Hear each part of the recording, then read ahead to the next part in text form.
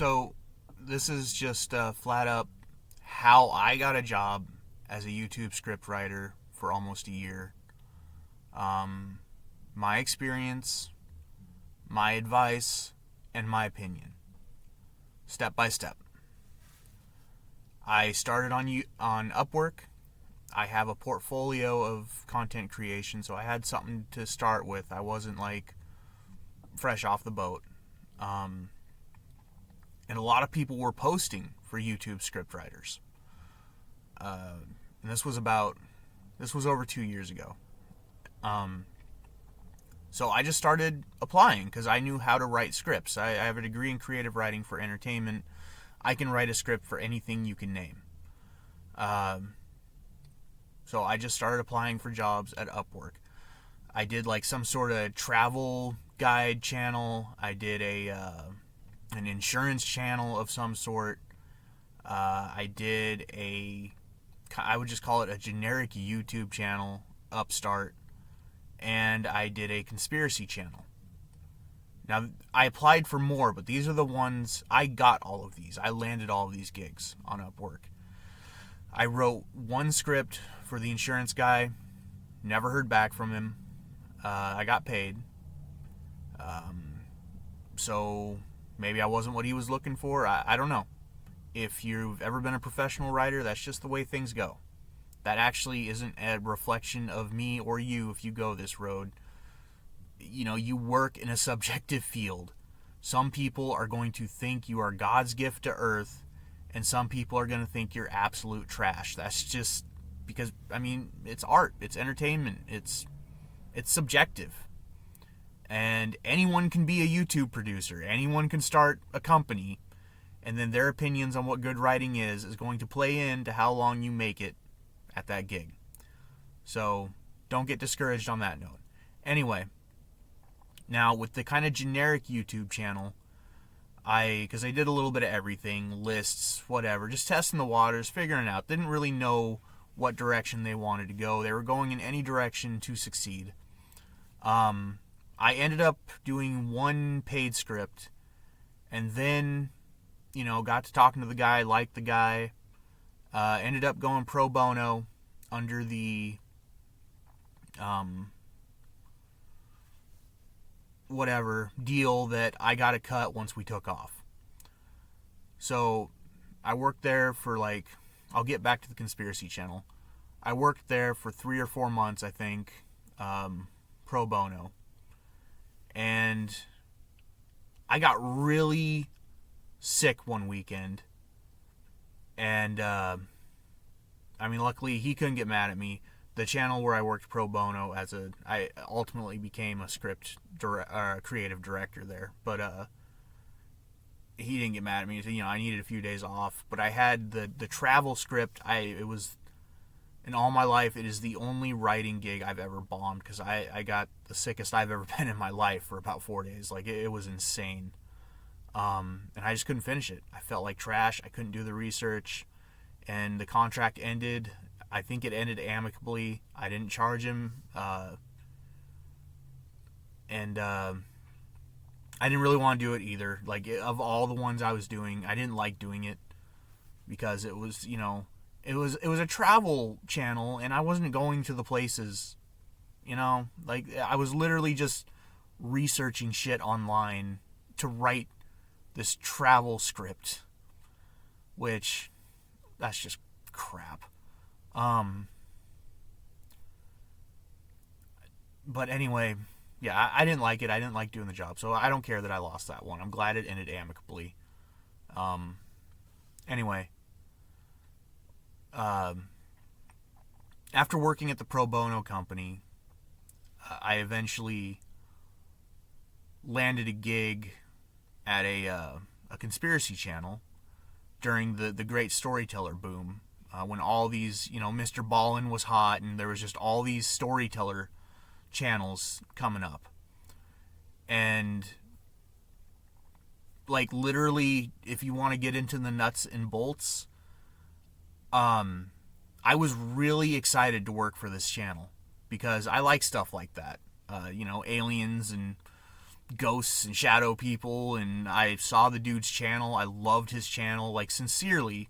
And that sincerity, like, the first line in my cover letter was, dude, I'm your guy. Like, I was so excited to work for this dude, and that's how I landed the job. So he paid me for the first contract, and then I ended up becoming his full-time writer.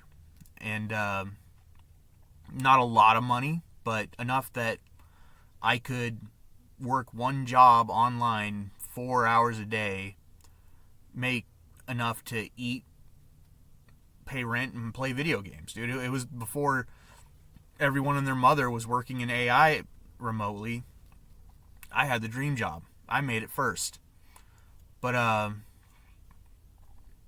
yeah, so that's the how. And the takeaway from that is there's more than one way to the top of the mountain. That's just one way to do it. Just get up there, apply for jobs, finish jobs, get, maybe if you feel like it, get super sick on one of the jobs and not finish it and bomb it because you don't actually want to do it anyway. I mean, that's not why, but that's what happened. So at the end of the day, Mother Nature and biology and a virus made me break authentic anyway. But that was just my experience. So there's a roadmap to at least getting a gig for you right there. Yours is going to be different, But I just realized before I did this, no one ever actually tells you, these videos, they often just give you broad and general advice. They never tell you exactly how they got their job. I don't understand that, but that's exactly how I got my main job as a YouTube scriptwriter. And once I got the main job at the Conspiracy Channel, I quit my job at the pro bono place because they were going under, because even though the producer was a great guy, he fell for one of those, hey, we'll build your website, we'll YouTube coach you, a guru. He fell for a guru company. Scammers, all right? That's all they fucking are. They're scammers. And he didn't know any better. He'd never worked in YouTube before. He'd never worked online before. So, it sucks for him. Great dude. I moved on to the Conspiracy Channel, and I worked there for anywhere between 6 and 8 months. I don't remember exactly. And let me see. I'm just thinking, trying to stay organized here. And then I quit. All right. So anyway, my advice, I guess, to you is if you want to be a YouTube scriptwriter,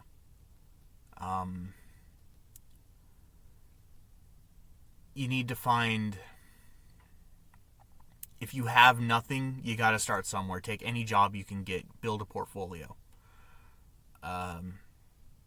As far as, and you need to shop around. You need to find people who you enjoy working with, and you need to work on things you actually enjoy working on. And fun fact, you might not enjoy, just because you love something doesn't mean you love working on it. I tried to be a video game YouTuber because I love video games. Turns out, fucking hate working on video game content. I think it's because I learned that video games are my escape. So even though I love playing them, actually working on them is miserable for me because it's just not the same feeling. And that was also an issue I ran into at the Conspiracy Channel. Even though I love conspiracy content, I don't really enjoy working on conspiracy content. Just facts. It's not nearly as fun to work on as to enjoy. And beyond that, just the, I guess that would be the more, is this for you sort of job. This job is for you that job is for you if you enjoy writing, if you enjoy the source, if you're a hard worker. It's a lot of work, man. YouTube surprised me. I've written everything imaginable, and I did not respect the artistic platform that was YouTube storytelling until I was writing scripts for it. To me, it just looked like, just like most people, it's just a dude looking at a screen talking. But no, it's a very interesting mix. Storytelling, specifically, is a very interesting mix of persuasive writing, narration, and marketing. As in, everything you do Like, everything leads into another video, stuff like that. Like, I didn't know that going in. Like, I was very fascinated by that. So yeah, if you're a self-starter too, you gotta be a self-starter. If you've never worked remote before, you gotta learn to be bored. You have to learn that boredom's a good thing. You know, you sit down, you do your work, and then you go play. You know, once you get that, I've always called it executive privilege. Like, well, I get to decide when I get to fuck off. And here's the paradox there, is you're gonna want to work only when you want to work, but you never want to work. So you got to overcome that. And my advice to overcoming that is embracing boredom. You know, like when you get bored and you start getting mad that you're bored or upset that you're bored, remind yourself that boredom is good. Boredom makes money. Stuff like that. So, you know, I guess that covers my experience and my advice and my personal opinion, my honest personal opinion on writing scripts for YouTube is it sucks. And I'll tell you why. Because YouTube producers or people who are trying to make a living on YouTube, one, it's an incredibly volatile thing to be. All right, the conspiracy channel I worked on, one video would get 2 million views, the next video would get 1,200 views. And this guy in particular was amazing at what he did, so it wasn't quality. He was like, this guy did nothing wrong as a YouTube storyteller. It was just phenomenal. I still watch his channel. I still hit him up every now and then. Like, I love his channel. But even being one of the best at what he does, in my opinion, even still, he would post up a great video, it'd get 1,000 views. His next video would make 2 million views. His next 10 videos would make 80,000 views maybe. And when you are making your money off of YouTube, you want to get at least, like, let's say you work by yourself, I would want to get at least 1 million views a month starting out, because that would be approximately, that would be about $4,000 from what I saw on the statistics. And, you know, that's livable. If you can get one video to 1 million views, make $4,000 roughly, that's a living, you know, and just grow from there. But the problem is even with his phenomenal channel, it's still like that. And it's been a couple of years since I worked for him, and he'll get 2 million views, then he'll get 80,000 views and 5,000 views, and then a few videos later he'll get another 2 million views. You know, but that's successful. That's great. That's not a lot of money to live on in a year, especially when he puts a lot of work into his videos. Now, why is this getting into my opinion? So not only will your producers have that kind of stress behind them, a lot of YouTube producers, most that I'm aware of, don't hire writers for the right reasons. All right?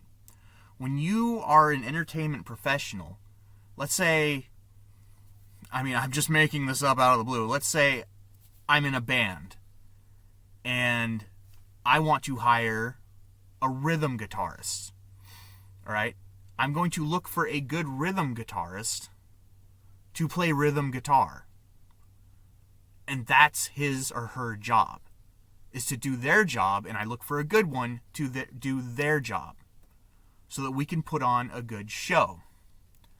And that is the artistic side of an entertainment business. And however, when I am ready to scale my band, I'm going to go find a promoter who will promote the band. So the artistic side and the business side are separate. The mentality is completely different on both sides of this fence, all right? This guy is working with a product. This guy is working with art. Now, these things intersect, but they are different. And for both of these things to be great before they intersect, people need to respect their side of the fence. And I, as the lead guitarist, need to respect my rhythm guitarist's ability to be a rhythm guitarist. And if he's not good enough to be my rhythm guitarist, I need to get one who is, so that I can trust them to do their job. And I, as a creative professional, need to know what I want from my rhythm guitarist. All right? This will make sense, I think. When a YouTube producer hires a writer, they're not looking for an artistic professional. They're looking for someone to scale their business. It is completely a business asset they're trying to purchase, so that they can write 2 scripts instead of 1. However, what you get a lot of the time, though, is someone who's never done anything artistic before, and they don't know how to work with a creative professional, and they don't know what they want. And they're under a lot of stress, and they don't know... God, I've tried to explain this so many times, it's so hard to explain. And the only way I can say it is they don't know what they want. So you, as a professional, don't know what to do. So then they tell you to just do what you want, but then what you want is never good enough, because they don't know what they want. And as a YouTube professional, what they want almost has to change on a daily. And it's just a miserable treadmill that leads nowhere. It's just compromise and team erosion. And so it's not enjoyable to be a scriptwriter on YouTube, in my opinion.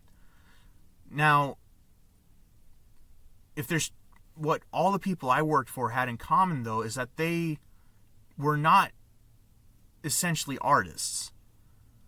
They were businessmen. They'd started out from a business aspects and then learned how to do some art. So I think if I started a YouTube channel and I hired an artist, I'd know what to do with them. But I also probably wouldn't be a very good businessman. And this is a vlog, by the way. I do to entertain myself because I get bored. This is not a YouTube channel as in I'm trying to do anything with this. But, yeah. I have tried so many times to explain my personal opinion on it. That's why I did all the stuff I could give direct answers on first. But it's just... it's not an enjoyable situation for the writer.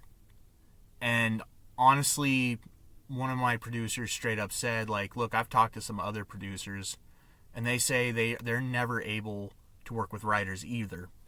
And I think the reason why is just what I said. It's because they're thinking of things from a business aspect while trying to work with a creative professional, and that's just not how you work with a creative professional. You got to let them, you have to know what you want. And if you don't know what you want, you need to trust them. And if you don't trust them, get someone you trust. For example, don't be just a problem pointer, be a problem solver. This is how a professional, this is how professional showrunners and scriptwriters and production companies write. So, for example, let's say you write a script for a show on FX. All right, FX has in-house standards for how their scripts are written. I don't know if it's FX in particular. I don't remember which one it is, but they'll either have a 3-act structure or a 6-act structure or a 4-act structure, and they'll have it's all right there. So when you work for the showrunner, they already have it. They know exactly how they want it done, and all you have to do as a house writer, script writer, at a high-end, mid to high-end production company, is you literally just have to basically do your research, read the show's Bible, read the production's Bible, because that's what it's called on a TV show or a series of whatever. There's a document called a Bible that has everything about that show known, and you go through there and you write an episode. All right, and that's how a film studio scales their business, so that you don't have just one writer killing himself or herself to keep a show going. And that's the problem, I think, and that is a way that YouTube producers could solve their problem, is before you hire me or they hire you, have them create a template. Just a line-by-line template that they can then hand to the writer, and then the writer can do their thing. It doesn't have to be perfect. It can be a work in progress, but that's a good place to start. That's how the people who came before you did it and have been doing it for 70 years. Every TV show you've ever watched, from Supernatural to Animaniacs, dating myself, the showrunner had a template. The studio had a template that they handed down to staff writers, and they then basically filled it in with creative works. That way, you get a creative twist, but one that is up to the standards of your production company. So that's my tips to producers and writers on YouTube. Set the standard, then work together. And if you can't do that, hire a good scriptwriter who can create the standard for you and help you scale your business. This video's gotten very long, and I hope I helped.